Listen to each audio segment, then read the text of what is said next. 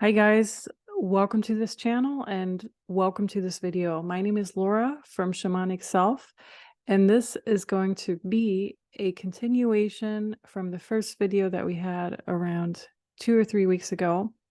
Today I actually want to go through the meaning of Gaza, and I found some pretty interesting material in regards to that. So first and foremost, I came across it when a friend of mine posted a different spelling of Gaza. So he's Muslim. I don't know if he's from Tunisia or a different country, but basically he wrote Gaza with an H. So typically it's Gaza, and he wrote Ghaza. And at first I was like, what is that? What is the meaning behind that? Is there an actual meaning? Did he just do that because of censorship online or whatever? So I just started researching what Gaza actually means. And when you look up Gaza with an H, you come across something entirely different, which I feel is going to tie into all of this. So bear with me as we kind of dissect through these different meanings. First of all, you come across the Gaza thesis. And the Gaza or Ghazi thesis from the Ottoman Turkish Holy War, or simply a raid, is a historical paradigm first formulated by Paul Wittek, which has been used to interpret the nature of the Ottoman Empire during the earliest periods of its history, the 14th century, and the history to follow. The Gaza thesis addresses the question of how the Ottomans were able to expand from a small principality on the frontier of the Byzantine Empire into a centralized intercontinental empire. According to the Gaza thesis, the Ottomans accomplished this by attracting recruits to fight for them in the name of Islamic holy war against the non-believers. Such a warrior was known in Ottoman Turkish as a Ghazi, and thus this thesis sees the early Ottoman state as a Ghazi state, defined by an ideology of holy war. And if you look at all of this, the Holy Land and everything, and I do think the land holds potential energy, as we'll see later on in this video, holy war is really fitting for the name in and of itself. The Gaza thesis dominated early Ottoman historiography throughout much of the 20th century before coming under increasing criticism beginning in the 1980s. And historians now generally reject the Gaza thesis and all of that. But basically, it was formulated first in the 1930s by a Turkish historian and also the Austrian historian Wittek. And so they're still kind of fighting about whether or not this really existed. But I really do feel, if you look at the Ottomans and everything they've kind of taken over every single thing in that area, right? They were in Jordan, they were in Egypt, they expanded all the way over, I don't even know how far into Western Europe, but I'm sure someone here is going to know because I know we have a lot of history lovers watching this channel. Let's go into Gaza. So that's basically Gaza with an H. And then we're going to go into Gaza, just in general. What does Gaza mean? The word Gaza comes from the Hebrew Azah, loosely meaning strong city. The entire region is named for its capital city, which has been conquered many times over the centuries. Among its many rulers were the Philistines, which I discussed in the previous video. So definitely check that out if you haven't yet, because it kind of explains how this entire area has the energetic component of the Philistines, and the Philistines were kind of dubious origin, let's put it that way. The theme of strength is indirectly connected to Gaza in the Bible. According to the book of Judges, the superhuman strong Samson was imprisoned in Gaza by the Philistines before regaining his strength and destroying the temple of Dagon. And I don't even know if you pronounce it that way. It's Dagon, so Dagon. It's no coincidence that Philistines looks a little like Palestinians, the modern day city of Gaza. The word Palestine is derived from a Hebrew word for land of the Philistines. And the word Philistines has taken on a derogatory sense in English, meaning a defiantly uncultured person. But it didn't happen in the Middle East. So when this was coined, this didn't even happen until the early 1800s. So before that, the Philistines had a different meaning. Now, Dagon or Dagon is a Phoenician and Philistine god of agriculture and the earth. He's also the national god of the Philistines. How interesting. So we have Phoenician and Philistines. And Phoenician is very much connected to other parts in Europe. And Phoenician is all over. You know, you have the city called Phoenix here in the US right now. So you can briefly talk about Freemasonic meaning all over the world. That could be one of them.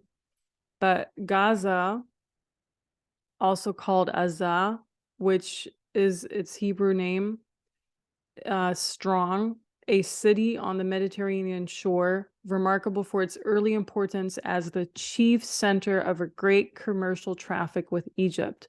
It is one of the oldest cities of the world. So I came across another document saying it's actually the 7th oldest city of the world. How they came up with the 7th oldest is not entirely clear, but the number 7, I feel, already has a meaning.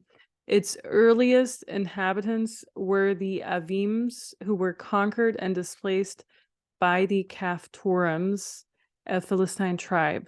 In the division of the land, it fell to the lot of Judah. It was the southernmost of the 5 great Philistine cities, which gave each a golden emerald as a trespass offering unto the Lord. So this is coming from a Bible excerpt, by the way. Its gates were carried away by Samson. Here he was afterwards a prisoner and did grind in the prison house. Here he also pulled down the temple of Dagon or Dagon and slew all the lords of the Philistines, himself also perishing in the ruin. The prophets denounce the judgments of God against it. It is referred to in Acts so-and-so. Philip is here to take the road from Jerusalem to Gaza, which is about 6 miles southwest of Jerusalem, which is desert, the desert road, probably by Hebron, through the desert hills of southern Judea. It is noticed on monuments as early as BC 1600, BC 1600. Its small port is now called El Mine. The Canaanites likely gave Gaza its name, which means strength in ancient Semitic languages. The Egyptians called it Gaza, which is Christ city. In the Madaba map, a 6th century floor mosaic depicting the Holy Land, Gaza city is referred to as the 7th oldest city in the world. What is significant about Gaza? It has been inhabited for thousands of years and fought over by many, including Egyptian pharaohs, Babylonians, Philistines, and Alexander the Great, who besieged and captured Gaza City, killing the men and enslaving women and children. So Gaza was rebuilt by a Roman general and granted to Herod the Great 30 years later. This is like just the history of Gaza, and throughout that period, Gaza maintained its prosperity. So Gaza has always been at war somehow. I just want to let that sink in, because the energetic component of the land, or the energetic component of what has transpired in the past, it's just keep coming up over and over again. I also found it very interesting that you can find different types of Gazas all over the world. So you have the Gaza Strip, obviously. I'm just going to put up this picture here, which is basically could show one of those ancient scenarios that we just talked about. You have a Ghazi in the village in the western Bekaa district, which is in Lebanon. Then you have a Gaza Empire in southern Africa. You have a Gaza province in Mozambique, and Gaza land, which is a region in southern Mozambique and Zimbabwe. And then you have Gaza in Iowa, the United States. You have Gaza in New Hampshire. You have Little Gaza in Anaheim, California, and you have the Gaza Strip somewhere in Anaheim Island, California as well. You have a Gaza in Australia.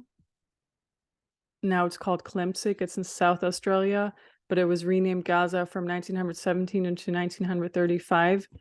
So yeah, it keeps coming up over and over again. So there are several different Gazas throughout the world. Here's a little bit of a story of Gaza. So just got to pull this up. Gaza was historically a Christian village. Alexander the Great tried to invade Gaza 3 times through Jabalia. And actually, Gaza, prior to the war in 1967, was economically and socially thriving.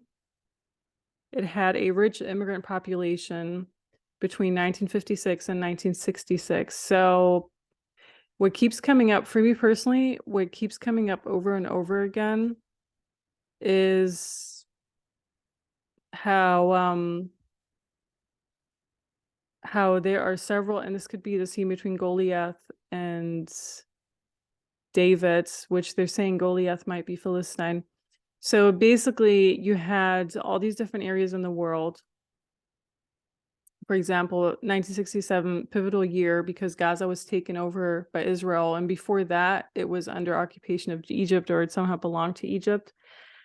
Cyprus, which is pretty much how many kilometers? 200 something kilometers from Gaza, very, very close to Gaza. In 1974, was taken over by the Turkish Empire, or by the Turks in general.